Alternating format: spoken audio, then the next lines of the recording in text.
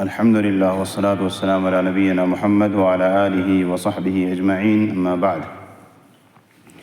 قال المصنف رحمه الله: فإذا عرفت أن الله خلقك لعبادته فاعلم أن العبادة لا تسمى عبادة إلا مع التوحيد، كما أن الصلاة لا تسمى صلاة إلا مع الطهارة.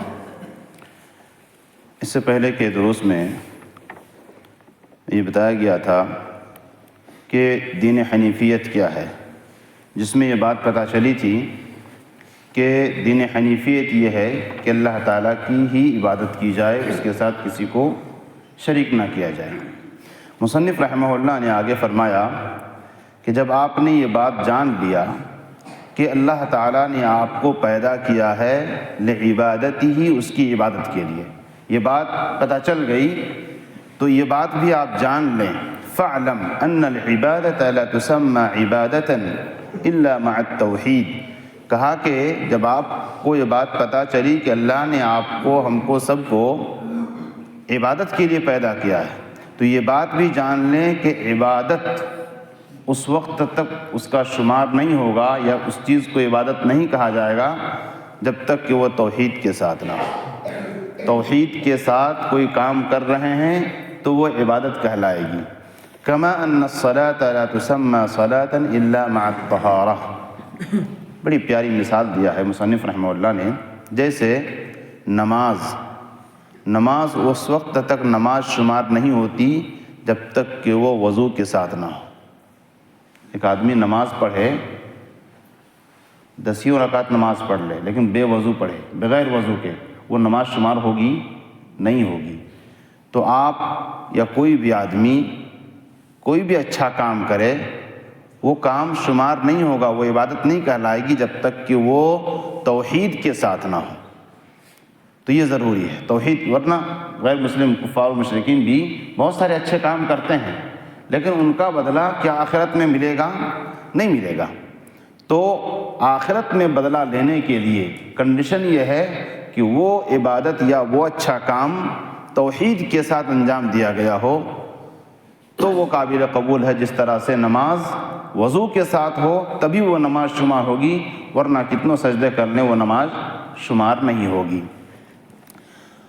اس کے بعد مصنف رحمہ اللہ نے آگے فرمایا، اور اس کی بہت ساری مثالیں ہیں. جیسے زمانہ جاہلیت میں حاتم طائی، جو بڑا سخی تھا، بہت سخاوت کرتا تھا، بہت لوگوں کو کی خدمت کرتا تھا، لیکن جب ان کے بیٹے عدی بن حاتم رضی اللہ عنہ جو اسلام قبول کیے، انہوں نے نبی صلی اللہ علیہ وسلم سے پوچھا کہ اے اللہ کے رسول، میرے ابو کا کیا ہوگا؟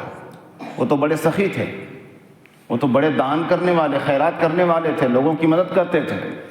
تو آپ نے فرمایا کہ نہیں، ان کا جو بدلہ تھا دنیا میں، جس مقصد سے وہ کرتے تھے شہرت کمانے کے لیے، ان کو وہ مل گیا، اور آج تک اس کی مثال دی جا رہی ہے کہ حاتم طائی کی طرح سخی بنو. تو ان کا بدلہ یہی ہے. آخرت میں ان کو کچھ ملنے والا نہیں ہے، اس لیے کہ وہ ان کی موت توحید پر نہیں ہوئی ہے، شرک پر ہوئی ہے.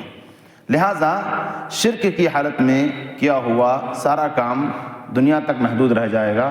کچھ اگر بدلہ ملنا ہے تو وہ دنیا ہی میں مل جائے گا، آخرت میں کوئی ملنے والا نہیں ہے. اسی طرح ابو طالب، جو نبی صلی اللہ علیہ وسلم کی زندگی بھر خدمت کرتا رہا، آپ کی دعوت میں بہت بڑا سپورٹ ابو طالب کا رہا، لیکن جب موت ہوئی تو کس پر ہوئی؟ کفر پر ہوئی، شرک پر ہوئی. کہا کہ ان کو اس کا جو بدلہ تھا دنیا میں مل گیا، یہ آخرت میں ملے گا تھوڑا سا. وہ نبی کی سفارش پر وہ کیا ہے کہ سب سے ہلکا عذاب دیا جائے گا، لیکن ہمیشگی کا عذاب رہے گا ان کو.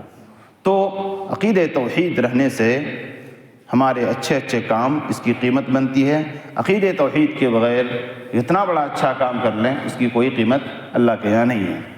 اس کے بعد مصنف رحمہ اللہ نے فرمایا: فَإِذَا دَخَلَ الشِّرْكُ فِي الْعِبَادَةِ فَسَدَتْ كَالْحَدَثِ إِذَا دَخَلَ فِي الطَّهَارَةِ كما قال تعالى: ما كان للمشركين أن يعمروا مساجد الله شاهدين على أنفسهم بالكفر أولئك حبطت أعمالهم وفي النار هم خالدون. کہا کہ آپ نے عبادت کے بارے میں سمجھ لیا کہ یہ عبادت صرف اللہ کے لیے ہونی چاہیے، اس میں کسی کی شراکت داری نہیں ہونی چاہیے. کہا فَإِذَا دَخَلَ الشِّرْكُ، جب کسی عبادت میں شرک داخل ہو جائے. اس کا ضابطہ کیا ہے؟ اصل میں دیکھیے بہت سارے ایسے اعمال جو شرک ہیں اور ہم کر رہے ہیں، اس کو آدمی شرک سمجھ کے نہیں کرتا ہے، یا تو جانتا ہے شرک ہے یا یہ کہ نہیں جانتا ہے کہ یہ شرک ہے، دیکھا دیکھی کر رہے ہیں۔ مثلاً آپ دیکھیں گے بہت سارے مسلمان گھرانوں میں، ہم غیروں کی بات نہیں کر رہے، مسلمان گھرانوں میں، قرآن و حدیث کو ماننے والوں کے گھرانے میں کیا ہے، بہت سارے لوگ تعویذ لٹکائے ہوئے، کوئی ہاتھ میں لٹکایا ہوا، کوئی کمر میں لٹکایا ہوا ہے، ماں باپ لٹکائے ہوئے ہیں، معصوم بچوں کو لٹکائے ہوئے ہیں۔ اب آپ تصور کیجئے، جس کے بارے میں نبی کریم صلی اللہ علیہ وسلم نے صاف فرمایا ہے من علق تمیمۃ فقد اشرک، جس نے کوئی کڑا لٹکایا، تعویذ لٹکایا، اس نے شرک کیا۔ اب آپ کو کیا چاہیے اس سے زیادہ وضاحت؟ جس نے تعویذ لٹکایا اس نے شرک کیا۔ اب جو تعویذ لٹکا رہے ہیں یا کسی اور کو لٹکا رہے ہیں، یعنی بچوں کو، اپنے بچوں کو لٹکا رہے ہیں، وہ کیا کر رہے ہیں؟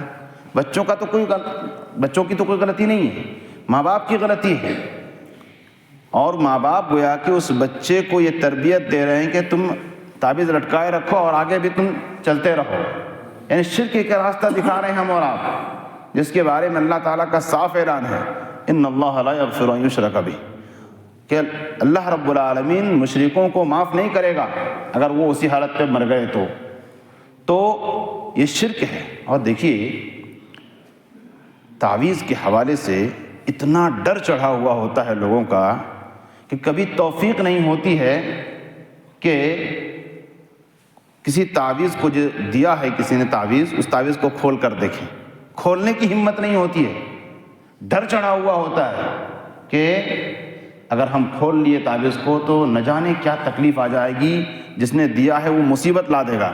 اگر ایسا خیال ہے تو یاد رکھیے یہ شرک اکبر ہے، یہ شرک اکبر ہے۔ اگر آپ تعویذ سے ڈر رہے ہیں، تعویذ کو کھولنے پھاڑنے سے اگر ڈر رہے ہیں نا کہ مصیبت آ جائے گی، میرے بھائیوں مصیبت لانے والی چیز یہ تعویذ کو کھولنا نہیں ہے، مصیبت کو لانے والی یا خوشحالی لانے والی ذات اللہ رب العالمین کی ہے۔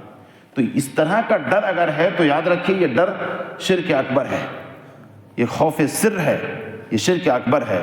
لہٰذا کبھی آپ کیجئے ایسا، اپنے بچوں کے گلے میں، ہاتھ میں بندھا ہوا ہو، کمر میں بندھا ہوا ہو، اس کو کھول کر دیکھیے کیا ہے، پھر پردہ فاش ہوگا، پھر حقیقت سمجھ میں آئے گی۔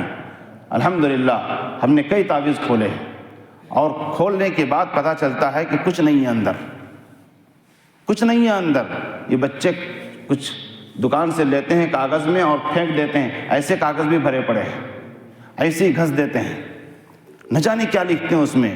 ایک تعویذ کو دیکھا تو اس میں لکھا تھا سورت کو قل اللہ احد جو الٹا لکھا ہوا تھا، یہ کفر ہے۔ ایسی چیزیں دے کر ہم کو دھوکے میں رکھا جاتا ہے، لیکن ہم اور آپ ہیں کہ ہم تعویذ کو کھولنے سے اتنا ڈرتے ہیں نہ جانے کون سا پہاڑ ٹوٹ جائے۔ میرے بھائیوں اگر آپ کے گھروں میں، کسی کے گھروں میں، کسی کے بھی گلے میں، ہاتھ میں، کمر میں کوئی بھی دھاگا، کوئی بھی کڑا، کوئی بھی تعویذ بندھا ہوا ہو، اس کو کھول کر پھینکیے۔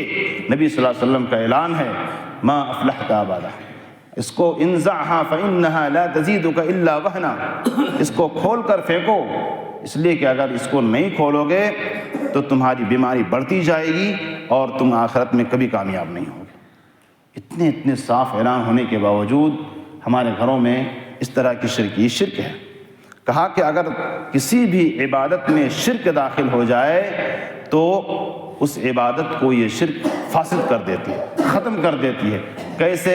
مثال دیا آگے، کالحدث اذا دخل فی الطہارہ، جس طرح سے وضو کیا آپ نے، وضو کرنے کے بعد پیشاب کر لیے، ہوا خارج ہو گیا، وضو باقی رہا؟ نہیں باقی رہا۔ کتنوں عبادت کریں آپ، اگر اس عبادت میں شرک داخل ہے وہ عبادت ختم ہے، جیسے وضو ختم ہو جاتی ہے، کوئی فائدہ نہیں ہے۔ لہٰذا اپنے آپ کو، اپنے گھروں کو شرک سے پاک کیجیے۔ بہت سارے گھروں میں آپ دیکھیں گے گھر کو باندھتے ہیں لوگ، اور کونے میں، گھر کے کونے کونے میں چپل لٹکا دیتے ہیں نظر نہ لگے کر کے، یا کوئی نیمبو لٹکا دیتے ہیں، کوئی کچھ لٹکا دیتے ہیں۔ یہ سب شرکی اعمال ہے، شیطانی اعمال ہے۔ اس سے اپنے آپ کو اپنے گھروں کو پاک کیجیے۔ اور اللہ رب العالمین نے آگے فرمایا ما کان للمشرکین ان یعمروا مساجد اللہ، کہ مشرکوں کے لیے یہ مناسب نہیں ہے کہ وہ مسجدوں کی تعمیر کرے، مسجدوں کو آباد کرے۔ مسجدوں کو آباد کرنے والے کون لوگ ہیں؟ کہا کہ یہ مومنین ہوتے ہیں۔ کافروں سے مسجد آباد نہیں ہوگی۔ دراصل کفار مکہ کعبے کا طواف بھی کرتے تھے، حج بھی کرتے تھے۔ اللہ تعالیٰ نے کہا کہ نہیں، ان لوگوں سے کعبہ آباد نہیں ہوگا، یہاں پر صرف اور صرف مومنین آئیں گے اور مومنین سے یہ گھر آباد رہے گا۔ اسی طرح مسجدوں کو بھی آباد کرنے والے مومنین لوگ ہیں۔ اس کے بعد کہا فَإِذَا عَرَفْتَ أَنَّ الشِّرْكَ إِذَا خَالَطَ الْعِبَادَ أَفْسَدَهَا، یہ بات بھی آپ کو پتہ چلی کہ شرک اگر کسی عبادت میں مل گیا، چاہے آپ عبادت کر رہے ہیں اور نیت کیا ہے لوگوں کو خوش کرنا ہے، صدقہ دے رہے ہیں تاکہ لوگ کہے کہ ہم سخی ہیں، ریاکاری اس کو بولتے ہیں، اس طرح کی بھی اگر چیزیں آ جاتی ہے عبادت میں تو عبادت فاسد ہو جاتی ہے۔ اس کے بعد کہا کہ جب آپ کو یہ بات پتہ چلی کہ جب شرک کسی عبادت میں مکس ہو جاتا ہے، افسدہا، اس کو فاسد کر دیتا ہے، وَأَحْبَطَ الْعَمَلَ، اور عمل کو بالکل برباد کر دیتا ہے، عمل کو برباد کر دیتا ہے۔ اور دیکھیے شرک دو قسم کے ہیں، جس کو ایک شرک اصغر بولا جاتا ہے، ایک شرک اکبر، ایک بڑا شرک، ایک چھوٹا شرک۔ چھوٹا شرک یہ گناہ کبیرہ سے بڑا ہے۔ گناہوں کی ترتیب اگر ہم کریں تو شرک اکبر، شرک اصغر، اس کے بعد گناہ کبیرہ آتا ہے۔ تو چھوٹا شرک بولنے کا مطلب یہ نہیں کہ وہ چھوٹا گناہ ہے، چھوٹا شرک اس کے بعد ہی بڑا شرک ہے، جو دنیا کا سب سے بڑا ظلم ہے، سب سے بڑا گناہ ہے۔ تو شرک اصغر اور شرک اکبر یہ دونوں بڑے گناہ ہیں، لیکن اس شرک اصغر جو ہے بڑے والے سے تھوڑا کم ہے۔ کم اس ناحیے سے ہے کہ شرک اکبر میں اگر مبتلا رہے کوئی آدمی، مثلا تعویذ، یہ دونوں شرک میں سے کوئی ہو سکتا ہے۔ اگر آپ کی نیت یہ ہے، کسی کی نیت یہ ہے کہ یہ تعویذ ایک ذریعہ ہے، جس طرح دوا، تعویذ ایک ذریعہ ہے بیماری کے شفا ہونے کے لیے، تو یہ شرک اصغر ہے۔ سبب مان رہے ہیں تو شرک اصغر ہے۔ اگر کوئی کہتا ہے کہ نہیں، تعویذ ہی مجھے شفا دے رہی ہے، تعویذ ہی مجھے شیطان سے بچا رہی ہے، یہ شرک اکبر ہے۔ یہ کیا ہے؟ بڑا شرک ہے، جو اسلام سے آدمی نکل جاتا ہے۔ اور اس طرح کا شرک اگر ہو تو زندگی کے سارے اعمال ختم ہو جاتے ہیں، برباد ہو جاتے ہیں۔ شرک اصغر میں جو عمل کر رہے ہیں وہ عمل برباد ہوتا ہے، لیکن شرک اکبر میں سارے اعمال برباد ہو جاتے ہیں۔ ہمارے اور آپ کے نہیں، ہمارے اور آپ کے اعمال کی کیا قیمت ہے؟ انبیاء کے تعلق سے اللہ نے کہا، 17 انبیاء کرام کا ذکر کیا اللہ تعالیٰ نے۔ اس کے بعد فرمایا ولو، ان کی خصوصیات بتائے، ان کی خوبیاں بتلائے، سب بتلائے۔ اس کے بعد کہا ولو اشرکوا لحبط عنہم ما كانوا يعملون، اگر یہ لوگ، یہ انبیاء، 17 انبیاء کا ذکر کیا اللہ تعالیٰ نے ایک جگہ پر، اور آخر میں فرمایا کہ ولو اشرکوا لحبط عنہم ما كانوا يعملون، اگر یہ انبیاء بھی شرک کریں گے تو ان کے بھی سب اعمال برباد ہو جائیں گے۔